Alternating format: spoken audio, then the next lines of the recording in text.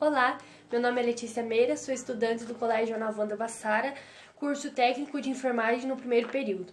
E hoje meu grupo vai apresentar sobre a história dos Correios. A história dos Correios é uma história muito perplexa, que tem vários pontos relevantes. Ela teve início em 500 anos antes de Cristo, então é uma história bem longa. Mas, resumidamente, a primeira forma eficiente do correio existente, ela surgiu em 1653. Esse serviço não foi criado para facilitar a vida da população, mas sim para financiar as guerras. Por exemplo, eles vendiam o serviço deles e lá eles financiavam as guerras, né? Eles conseguiam, o levantamento de verbas, posso dizer assim.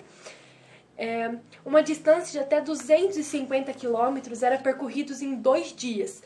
Agora imagine o sofrimento dos cavaleiros, né? Dos mensageiros para levar essas mensagens. Não é fácil, imagina o cansaço, a preposição do corpo, tudo afeta.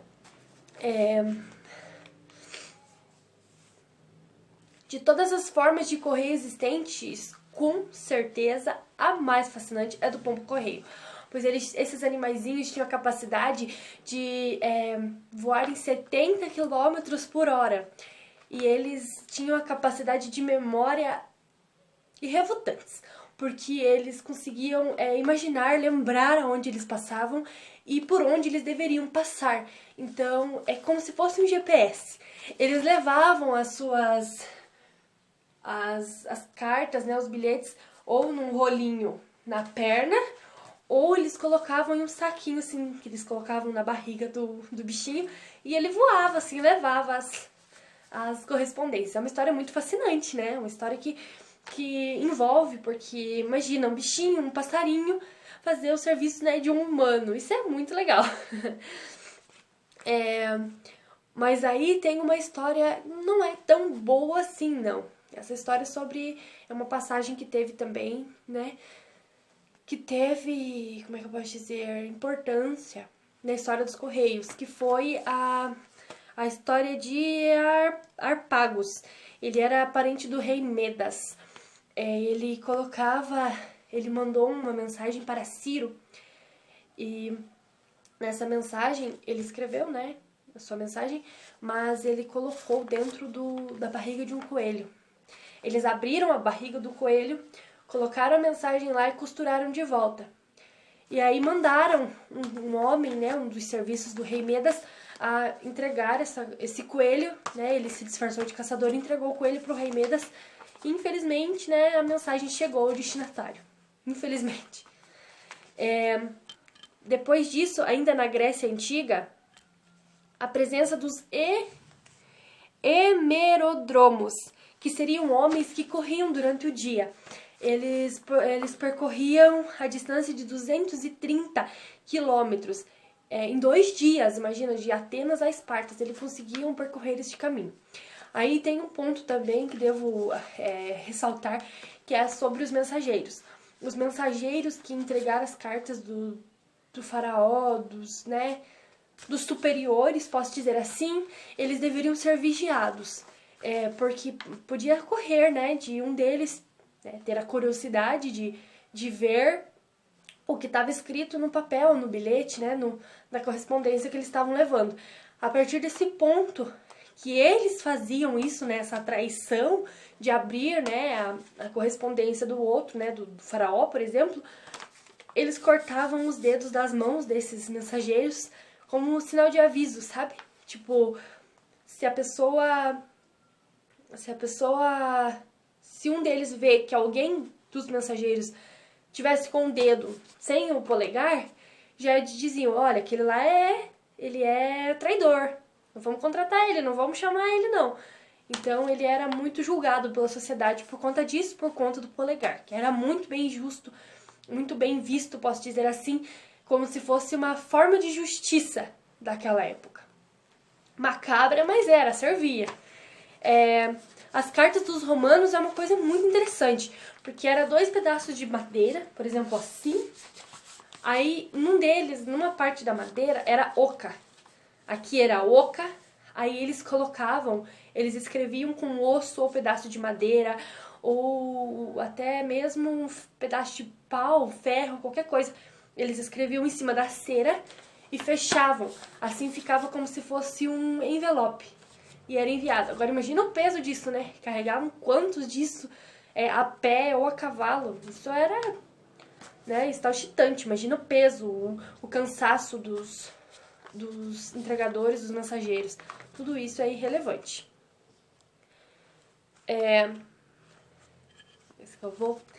Um trecho que eu encontrei, né, nas escrituras é que em 1305 criou-se em Veneza Companhia del Correi della Illustrissima Signoria, composta por 32 membros. Algumas confrarias semelhantes surgiam em Népolis. Foi assim que apareceu a primeira vez o nome de táxi, originário de Carmelo, que mais tarde desempenharam um importante papel na história dos Correios. Quando o tráfico das mensagens das estradas eram muito utilizadas. Essa das estradas é bom a gente ressaltar, porque as estradas não eram boas, não eram, como é que eu posso dizer, estruturadas, né, para ter tráfego de pessoas muito, né, muito distantes, alguma coisa assim. As estradas às vezes nem existiam, às vezes era carreiros, era muito debilitado, posso dizer assim. Com o passar do tempo, as estradas foram reconstruídas, foram desenhadas, né, pensadas como iam fazer, para até não machucar o casco do cavalo, né, para, né, ter todo esse cuidado. Mas com o passar do tempo, porque não foi fácil essa conquista, começou a edificar nas estradas, nas mais importantes, postos de cada um podia alugar os cavalos. Então, né, tinha os postos para as pessoas poderem alugar os cavalos. Essa organização assemelhava-se bastante ao artigo cursos públicos. Esta organização era do Império Romano. A denominação latina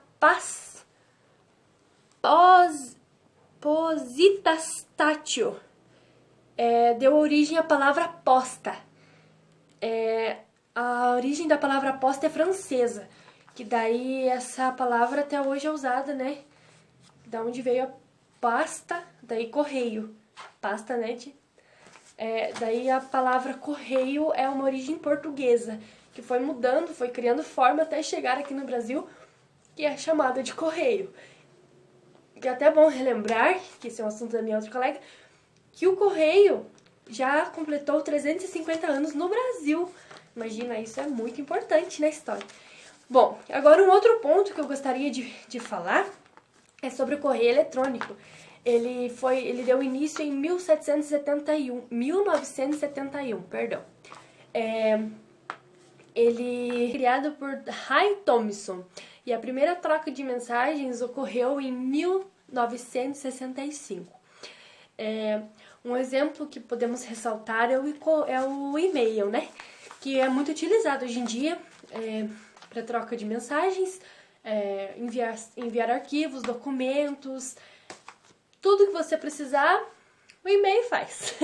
E é uma forma muito eficaz e que eu acho prática.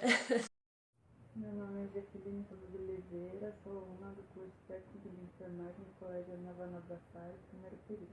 Eu vim falar sobre as primeiras cartas enviadas pelos Correios. Na verdade, a primeira carta enviada não foi formalmente como os Correios, ele não foi criado na primeira carta. Na história dos Correios, o primeiro registro de prática dos Correios foi a carta enviada por Pedro Vaz de Caminha ao rei de Portugal, relatando a descoberta do Brasil, mas apenas em 1663 que de fato iniciaram-se as primeiras atividades postais do Brasil. Foi criado no período colonial e era chamado de Correio da Capitania do Rio de Janeiro, e tinha como finalidade facilitar as trocas de correspondência entre Brasil e Portugal. Com a independência do Brasil, o serviço postal tornou-se um grande destaque e funcionou o desenvolvimento do país. No dia 20 de março de 1969, nasceu a Empresa Brasileira de Correio e Telégrafo, VCT, e junto novas mudanças, como a criação do Código de Endereçamento Postal, o CEP, e o funcionamento dia e noite, mas só em 1977 os Correios se tornou independente financeiramente. Em 2001, conseguiu abranger 5.561 municípios brasileiros, uma grande abrangência, já que não há registro de nenhuma outra instituição com tão grande abrangência. Em 2002, criou-se a Ouvidoria dos Correios. Os Correios incentivam a valorização e a promoção da cidadania e preservação ambiental. Olá, eu sou a Johanna, do primeiro período do Colégio Ana Guanabara de Técnica em Enfermagem. Eu vou falar um pouco para vocês sobre a história dos Correios, especificamente a história do carteiro. Quem nunca gritou, lá vem o carteiro, né? Então, antigamente eles não eram chamados de carteiro, eles eram chamados de mensageiros ou correio. Isso mesmo, correio, daí vem a palavra correio. O mais antigo documento postal foi o papiro, da época do faraó, foi descoberto em 255 a.C., que eu pesquisei e realmente é só as patentes maiores que tinham essas oportunidades de mandar as mensagens, de escrever as mensagens, porque eles precisavam trocar informações, eles precisavam de troca de informações, eles precisavam saber o que estava acontecendo ao redor do mundo, já que o faraó tinha um cargo muito importante.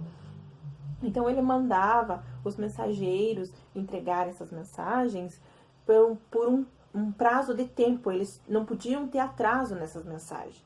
Então, quando os mensageiros saíam, muitos não voltavam com vida, muitos nem voltavam, porque muitos morriam no meio do caminho pelos inimigos do faraó, por doenças, atingido por algum animal. Então, antes deles partirem, eles juntavam toda a sua família, delegavam os seus bens aos seus filhos, para que se algo acontecesse com eles, ele já deixava a casa dele certa, já deixava a vida dele e a casa certa. E quando retornavam para casa, depois de um longo tempo, depois de muito tempo, mal ficava em casa, logo tinha que sair de novo, fazer novamente aquela cerimônia de novo, né?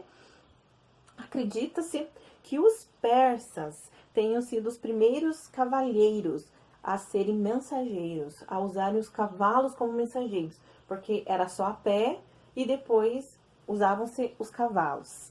Também na Grécia Antiga, acredita-se que eles se desenvolveram num comércio marítimo, em meio aos canais, né, de rios, de mar, para que eles pudessem facilitar a troca de notícia, a troca de informação, para que fosse mais rápido, né?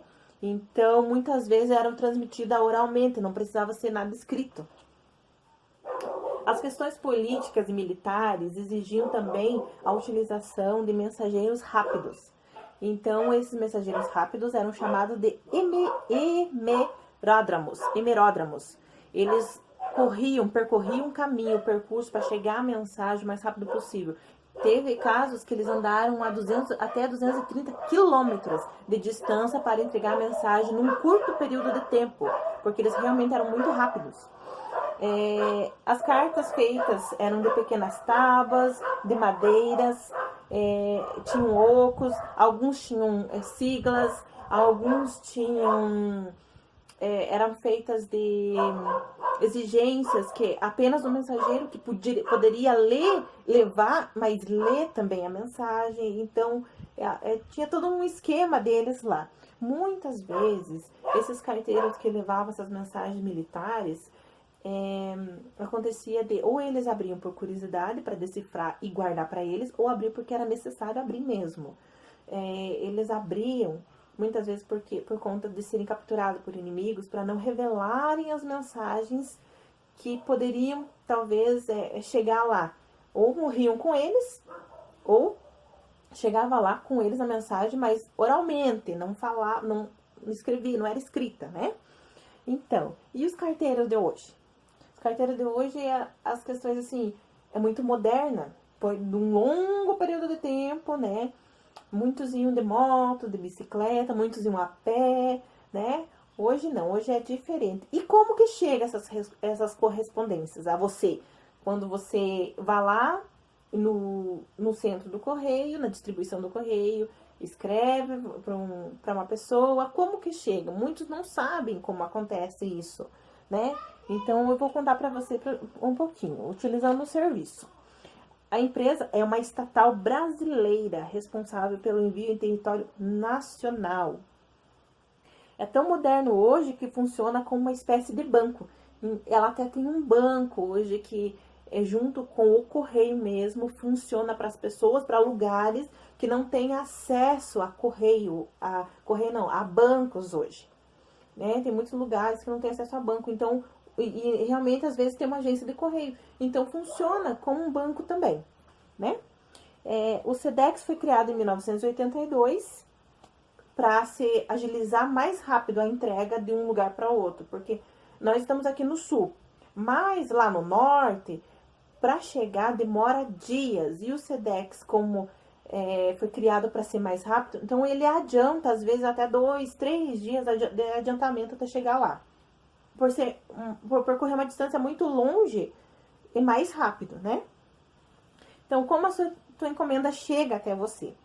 Primeiro, o endereçado feito pelo remetente, ele vai até uma agência do correio, chega lá, envia, coloca o endereçado, você até o remetente para que chegue até o seu destino. Segundo, você ocorre dentro da loja, é ocorrido dentro da loja. Ele é separado de acordo com a modalidade, CEP e destino. Terceiro, o objetivo é chegar à agência de distribuição da cidade, onde foi mandado aquela correspondência. Quarto, é passado por um serviço de correio, que é o carteiro que leva até o destino final. Então, e o dia da comemoração do carteiro é dia 25 de janeiro, que é o dia do carteiro no Brasil. Isso é muito bom, né? Obrigada a todos. Obrigada. Olá, pessoal. Hoje eu vou falar para vocês um pouquinho sobre a história do selo.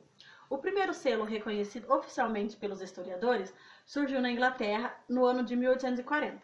Naquela época, enviar cartas era um processo caro e demorado, com as tarifas dependendo do peso da correspondência e da distância entre o destinatário, sendo calculadas. Antes de receber a sua carta, o destinatário tinha que pagar pelo serviço e muitos recusavam a fazer isso, causando um grande prejuízo aos Correios.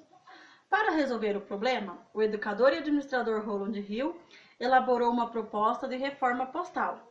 Ele sugeriu a redução de tarifa e a adoção de um preço uniforme, independente da distância entre remetente e destinatário.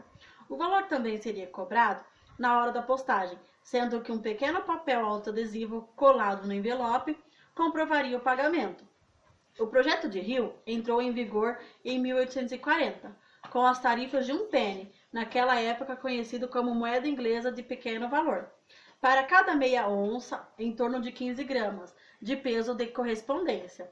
O Penny Black, como ficou reconhecido, esse primeiro selo foi lançado para o público em 1º de maio do ano de 1840, mas a originalidade da ideia de Rowland Hill tem sido questionado desde o ano de 1818, na Sardenha, na Itália. Já eram vendidos nos correios folhas de papel seladas com desenhos chamados de cavalinhos de Sardenha, explicou o filatelista cearense Francisco Firmino de Araújo, membro da Câmara Brasileira da Filatéia. Para ele, a importância de Hill foi indiscutível, mas sua grande conquista foi acabar com os problemas de contabilidade que prejudicavam o serviço postal britânico. Penny Black, como era conhecido, surgiu na Inglaterra. Os primeiros selos comemorativos foram emitidos em 1900 e celebravam o 4º centenário do descobrimento do Brasil. Em 1920, foi criado o Serviço Aéreo, que teve selos exclusivos no período de 1927 a 1934. No ano de 1968, a maioria dos selos comemorativos tinham impressão de uma só cor, ou seja, eles eram preto e branco, todos eles. Após esse período, foi que eles começaram a reinventar outros tipos de selos. Em 1998, ele lançou outros de uma forma de selos sobre o tema de Expo 98 e outro para homenagear a 16ª Copa do Mundo, como tema do futebol arte. Em 2002, lançou o primeiro selo redondo brasileiro, Campeões do Mundo de Futebol do século XX. Em 2003, foram lançados o selo de Natal, que ele tinha um formato triangular totalmente diferente dos outros, e autoadesivo. O selo aluzia a luta contra o HIV e o AIDS no formato de coração no ano 2003. Ou seja, tipo, cada acontecimento que tinha nessa época, eles iam reinventando uns selos para as pessoas começarem a se conscientizar melhor pelos seus atos. Ou seja, mesmo eles não estando presentes, eles conseguiam conscientizar as pessoas através dos selos. Corta. Boa tarde, meu nome é Elisane e eu vou falar um pouquinho sobre como que era feito o transporte das correspondências antigamente. Então, elas eram feitas pelas antigas carroças que eram utilizadas para a entrega das correspondências e como meio de transporte entre municípios. E tratava de uma carroça puxada, por 4 cavalos, que podia conduzir até 8 passageiros. Em seu percurso para chegar nos municípios, ela levava em torno de uns 2 dias, e com várias paradas para fazer a troca dos cavalos e alimentação e repouso das pessoas que iam junto. E a chegada também era diretamente nas estações ferroviárias, lá que eles desembarcavam as pessoas e algumas encomendas também para que chegassem no seu destino. E o mensageiro, se ele fosse a pé, ele percorria aproximadamente 70 quilômetros a pé. A cavalo ele fazia até 200 quilômetros. E quando chegava a época de guerras, era muito perigoso eles enviarem as mensagens. Então os mensageiros revezavam, faziam um revezamento na estrada para se encarregar das remessas das cartas, que depositavam, para que eles depositassem nos locais combinados. Esse serviço ele dispunha de mais ou menos uns 80 mensageiros. E na China, o correio atendia exclusivamente a corte imperial, Também tinha as viaturas do correio, que percorriam cerca de 150 quilômetros diários. E o correio que transportava as mensagens real percorria 250 quilômetros por dia, trocando frequentemente de cavalos.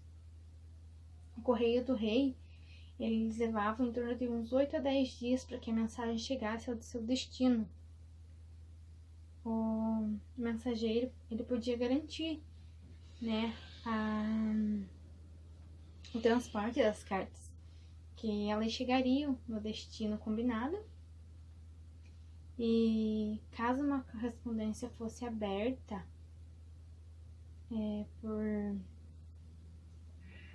por terceiros, ela era considerada inviolável nessa época já da antiguidade, lá atrás.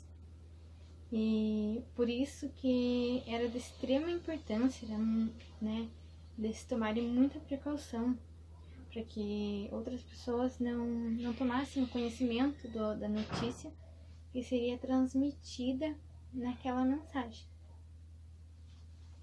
Andréia, aluna do curso técnico de enfermagem do Colégio Ana Wanda Bassara. Hoje estou aqui para falar um pouquinho sobre o Sedex. O Sedex hoje ele está disponível em 250 cidades brasileiras e atende mais de 4.000 lojas. Em 2011 ele transportou 17,7 milhões de encomendas, evoluindo 36% do seu ano anterior. O Sedex ele entrega diversos tipos de encomendas. Uma delas é o teste do pezinho, feito em recém-nascidos, para aquelas cidades que não têm laboratório. E isso proporciona a encomenda feita pelas cidades. também a certidão de nascimento, para quem gostaria de ter a certidão através do Sedex e chega em sua casa rápido. O Sedex também ele nos oferece rastreamento da encomenda pela internet, informações online e aviso de não entrega. Também tem o Disque Sedex, que possibilita ser feito encomendas através do telefone. José Furian, presidente dos negócios dos Correios, afirmou que a confiança dos brasileiros nos Correios faz toda a diferença. Obrigada pela atenção. Bom, então encerro aqui o nosso trabalho. Espero que tenham gostado e tenham usufruído um pouco do conhecimento. Obrigada, boa quarentena, um abraço.